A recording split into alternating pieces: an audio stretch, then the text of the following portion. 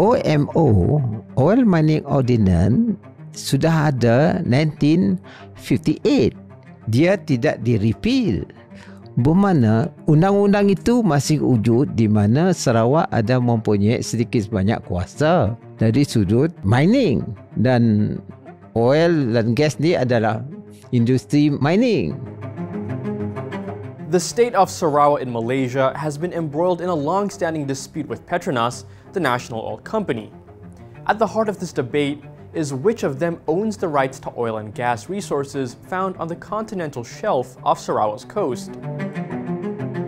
The Queen in Council in 1954 telah mengagiskan ini boundary Sarawak. Jadi kita punya boundary is still within continental shelf.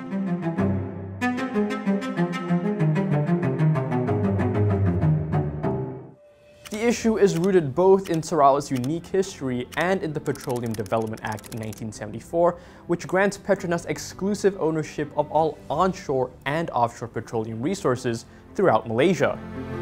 However, Sarawak also claims a right to resources off its coast, tracing its right to the state's Oil and Mining Ordinance of 1958 and a colonial order that predates it. The state asserts that in 1954, an order by Queen Elizabeth II expanded Sarawak's boundaries to include the continental shelf. According to Sarawak, an extension of up to 200 nautical miles from its boundaries existed when Malaysia was formed in 1963.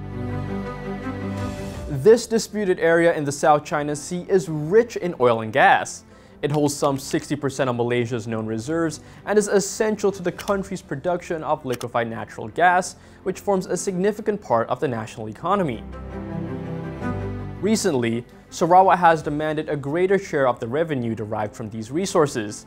The state argues that the 5% royalty payment prescribed by an agreement entered with Petronas is not fair compensation given the scale and value of the resources within its boundaries.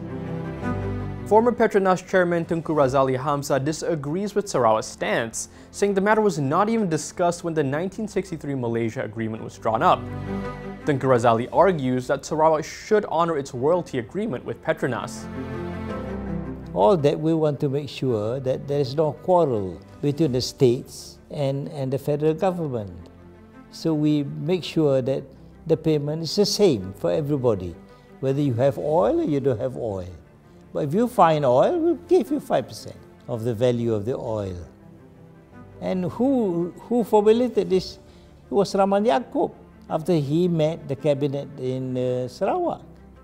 And we discussed that with all the state governments after referring to the federal cabinet, and they agreed that is the best way to go.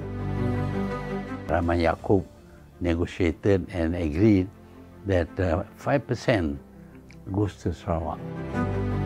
I mean, you can't go back and forth, you know. An agreement is an agreement, isn't it? The Territorial Sea Act 2012 was introduced to comply with the United Nations Convention on the Law of the Sea, which Malaysia joined in 1982. UNCLOS defines a 200 nautical mile limit as applicable to a sovereign nation, in this case Malaysia, not its individual states. Sarawak also relies on the federal constitution for support. Dalam perlumbaan kita kata, boundary cannot be changed unless with the consent of DUN, express consent, dan Conference of Rulers. Jadi kita punya boundary is still within continental shelf. Sarawak contends that neither of these conditions have been met, rendering any changes to its boundaries unconstitutional. Maritime lawyer Liu Tek Huat, however, offers a different perspective. He suggests that the term continental shelf remained undefined in 1954. Sarawak claims that the 1954 Order in Council extends its boundaries to include the continental shelf, which it says go up to 200 nautical miles from the edge of its territorial waters. But the 200 nautical miles length is not specifically stated in the Order in Council itself. According to Liu, the term continental shelf was defined in the United Nations Convention on the Law of the Sea, which Malaysia inked in 1982 and ratified 4 years later. The right to the continental shelf of Malaysia's coasts, including Sarawak's, belong to the entire nation. On that basis, the Petroleum Development Act of 1974 and the Territorial Sea Act 2012 are good law. Clearly, multiple issues arise touching on historical boundaries, state rights, and federal authority. Unless determined with finality by the courts, any dispute between Petronas and Sarawak will likely remain unresolved.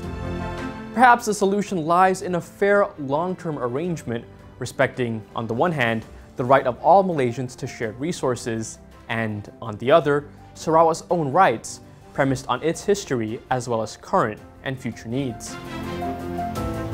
Danish Rajareza, FMT News.